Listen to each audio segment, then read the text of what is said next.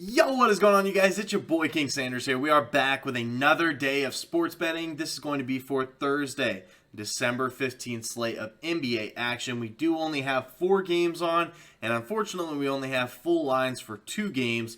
But we'll go. I did pick one play from each of those games, and of course, if I go ahead and end up adding any plays, which I more than likely will be, they will be in the pinned comment section and on my Twitter as well. So make sure that you guys do check out both those spots before the games do end up starting.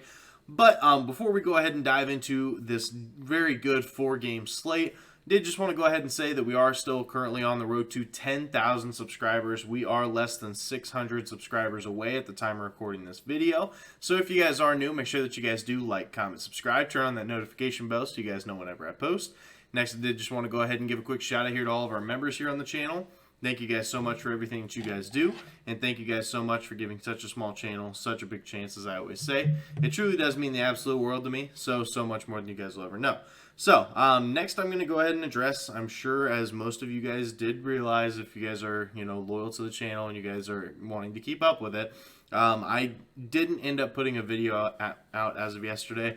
And truly, I didn't end up putting out any plays either. I went ahead and made a community post about it, so if I ever don't have a video out for the day, make sure that you guys always do check out that community tab, because more than likely, I'm going to be posting on there whether I say, there's not going to be a video or it's going to be out later or anything along those lines. So always check that community tab if I don't have a video up. But I didn't end up making a video yesterday, and truly the reason being was just because, I'll be completely honest, I was a little bit burnt out. I had a really bad week last week. I had, I think, like 3 winning days and 4 losing days on the week.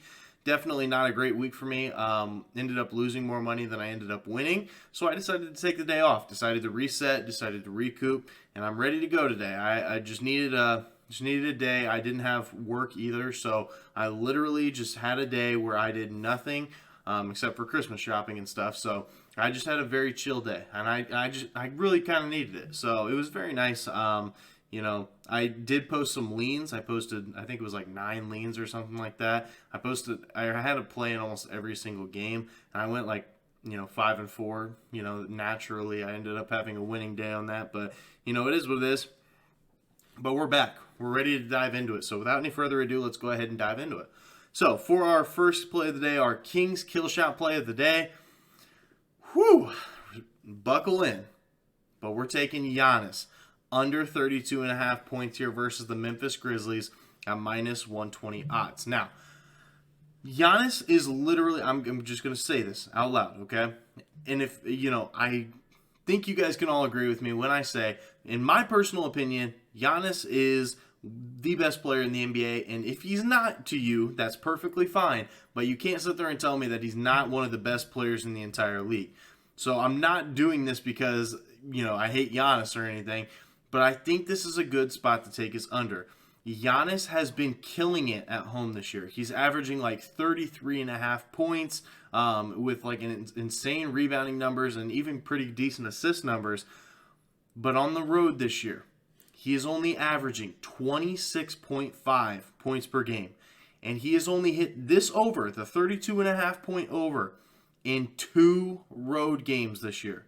And they were not against very good teams. I know one was against Orlando, and I don't remember the second one. Unfortunately, I didn't write it down. But he's only hit the over in 2 road games so far this year. Giannis has really struggled on the road this year. And with Chris Middleton back, obviously Chris Middleton's going to take some of those shots away. I know that Drew Holiday is out, but it really doesn't bother me too much. And in the last 7 games, the Grizzlies, they have allowed the 4th fewest points per game to opposing power forwards. With Jaren Jackson Jr. in the lineup again, this Grizzlies team has looked elite from the offensive side and truthfully from the defensive side as well. And also in the last 3 games, the Grizzlies allow the 4th fewest points in the paint. Now, why this is key is because, of course, Giannis, he's a great player, but he really doesn't have an electric outside shot. He will take those shots if he's open, but what he loves to do is he loves to drive, he loves to get in the paint, he loves to dunk, loves to lay it in, loves to body people down low. And, there's nothing wrong with that, but with that being said, he loves to score in the paint. So going up against a Grizzlies team that does not allow a lot of points in the paint, sign me up for an under on that one. Also, in his entire career, he has only hit the over in 2 games versus the Memphis Grizzlies. He has played the Memphis Grizzlies. I didn't write the exact number down. Again, I do apologize. But I think he's played them like close to 20 times. He's only hit this over twice. So I think it's a really good spot to take his under as well. Also, in those games that he has played versus Memphis, the ones that are in Memphis, he's 1-8 to the over. So 8-1 to the under. I love this play. And in the last 3 games, the Grizzlies, like I said, have been one of the best defenses in all of basketball. They allow the 4th fewest points per game to opposing teams. They've been elite, and I don't expect that to change here. I know that Milwaukee's a great team, but their defensive focus is going to be on Giannis, especially with Chris Middleton just now coming back. A lot of the shots are going to go to Giannis, and the Grizzlies are going to know that. The Grizzlies are going to know that Chris Middleton is just coming back, so they're going to make Chris Middleton beat them, not Giannis. And I think it's a really good spot here to take the under, so I'm going to be riding with it for our kill shot play of the day. Giannis under 32.5 points here versus Memphis at minus 120 odds. Now for our second and final play of the day, like I said, I'll probably be adding some, so make sure you guys do check out my Twitter and check out my pinned comment section. But for right now, only 2 plays. Second one is going to be Jonas Valanciunas over 9.5 rebounds here versus the Jazz at plus 105. I really like the odds on this one. Now, he did end up going under in last game, only had finishing with like 6 rebounds, I do believe. But he was in foul trouble really early in this game. So if he stays out of foul trouble, I think that he does end up hitting this really, really easily. He did not see a lot of minutes last game. And before last game, he hit the over in 3 straight games. So I think it's a pretty good spot. And let's do a little bit of line reading, shall we? The Jazz won last game by 21 points.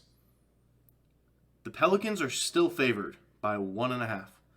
So the books do expect the Pelicans to still win this game outright.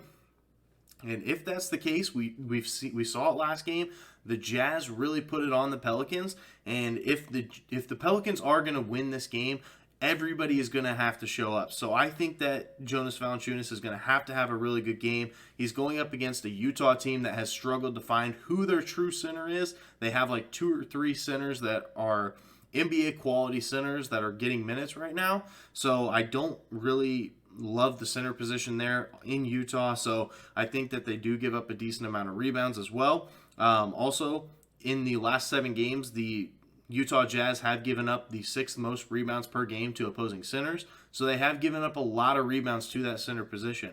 I don't see why it's going to be any different now. Utah is also 19th when it comes to opponent rebounds per game. So they do give up just outside the top 10 when it comes to rebounds per game. And pretty high over-under, 232.5 over-under for 2 very fast-paced teams. Utah's 14th in pace and New Orleans is 10th in pace. Both these teams, very, very fast-paced. Should see a lot of shots. Should see a lot of rebound opportunities for a guy like Joe Val, an elite rebounder. Hopefully he can stay out of foul trouble and hit this over here for us. So that is going to be our second play of the day. Jonas Valanciunas over 9.5 rebounds here versus the Jazz at plus 105 odds. Now, for our consensus play of the day, I also didn't have a consensus play of the day yesterday, but we were on the Knicks, but you know I didn't put it out. It wasn't official, but we did like the Knicks yesterday. But today is going to be in that Bucks and Grizzlies game that we did end up talking about. The Grizzlies are currently 1.5 point favorites here versus the Bucks, with no Drew Holiday for the Bucks and of course no Desmond Bane here for the Grizzlies. And so, from left to right, we do have Brady. Brady is going to be taking the Milwaukee Bucks in this one. We do have Mitch. Mitch is going to be taking the Grizzlies. Ryan, he is going to be taking the Bucks. And Seth is going to be taking the Grizzlies. So, that leaves it all down to me. And we're going with the Grizzlies here. The Grizzlies, with how good their defense has been to that power forward position, I think it's going to be a tough day in the office for Giannis. And I do think that the Grizzlies can get it done. Like I said, with Jaren Jackson Jr. on this squad, the Grizzlies have looked elite. So that is going to be our consensus play of the day. Grizzlies minus 1.5 here versus the Bucks at minus 110 odds. So that is going to do it for today's video. If you guys did enjoy, make sure you guys do like, comment, subscribe, turn on that notification bell so you guys know whenever I post. Like I said, we're on the road to 10,000 subscribers, and once we do end up hitting that, we'll be doing a pretty big giveaway. So you guys definitely won't want to miss out on that. But without any further ado, that's going to be it for me. This is King Sanger signing out. Peace.